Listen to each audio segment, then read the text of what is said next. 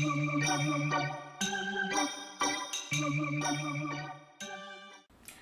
guys, this is part 2 of my wisdom teeth removal story. I'm actually just going to be talking about the recovery process and how that went for me. I also have a blog where I blogged things in real time. So I did, day 1, this is what I'm feeling like, day 2, this is what happened, day 3, so on and so forth until my recovery was over.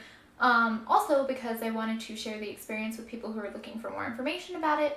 Where I left off was we had just picked up my prescriptions from Walgreens. They gave me antibiotics and hydrocodone for the pain, which is Tylenol and codeine, and I had never taken that before. So I came home, I had to change out the gauze pads, which was really disgusting, and it was so scary because the first time we pulled out those gauze pads, they were so bloody and all of my clots came out, which was really not good because obviously your mouth needs to heal and the clots need to form in order for everything to go smoothly. But I figured they would just re-clot themselves. The reason why they probably got pulled out was because the gauze was so packed down in there, it probably just grabbed them right out with all the spit and everything. It didn't hurt at all. Took my antibiotic, I took my hydrocodone.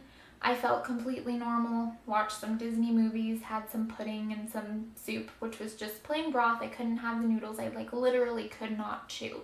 My mouth was just so swollen, I just couldn't do anything. I felt fine. First day was, I can't remember if it was heat or ice. Go check out my blog if you want to know if it was heat or ice, because I know the first day is different from the subsequent days. So I did that all day, just tried to sleep a little bit, but I wasn't really that tired. I felt completely normal. That's because they say that day 2 is supposed to be the worst, which it was the worst. Nick stayed with me the first day entirely to make sure I was okay. Day 2, I was home alone and I was able to take care of myself just fine. Same whole soup, whatever routine. Showers were really helpful, but you have to be really careful if you're on any sort of medication, taking showers by yourself. Make sure at least somebody's in the room because you could get kind of dizzy. But I felt pretty okay from everything. Yeah, by day 3, I felt amazing. I think we went and had some Mexican food and I was able to kind of mush up beans and rice and a little bit of cheese enchilada with the front of my teeth. The grossest part is that you have these huge holes in the back of your mouth.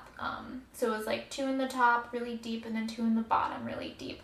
And I didn't realize how much food was getting stuck in there. It was, the taste of rotten food.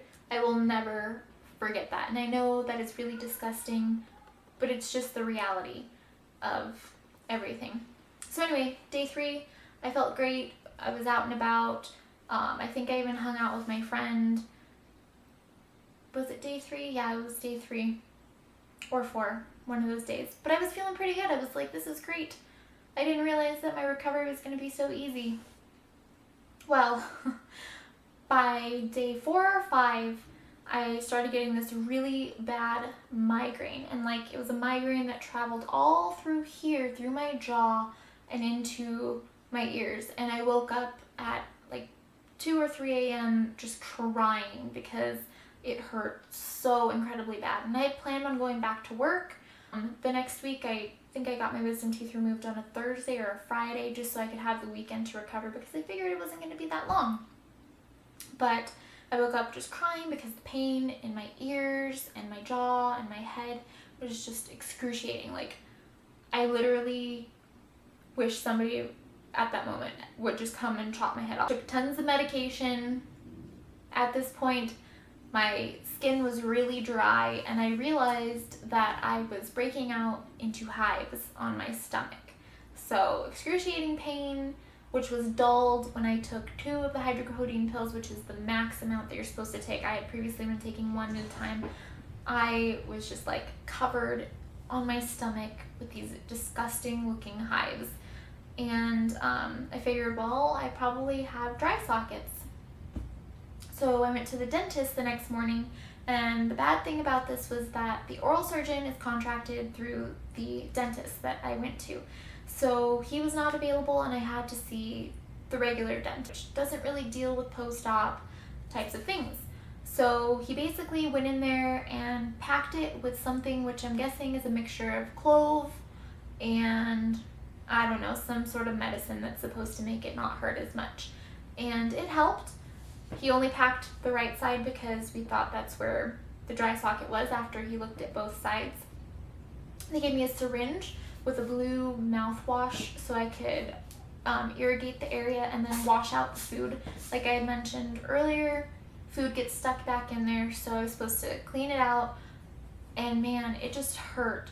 I think I waited another day. Oh, Oliver's here. Hey! Okay.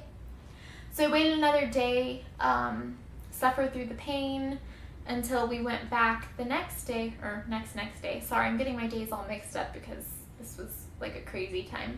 I went back and he said that the left side also had a dry socket, so he repacked them. And the difficult part about this as well was that it's like physical stuff being packed in there, and he didn't clean it out, which I thought was crazy. So it was like the clove mixture packed on top of probably food, which is not pleasant. But I couldn't do anything because it was making me feel better. Because it was making me feel better, I didn't really have an option. It was just a 2-week span of pain, could barely eat. I mean, I tried to eat. I took, I think, probably about a week and a half off of work because of these dry sockets.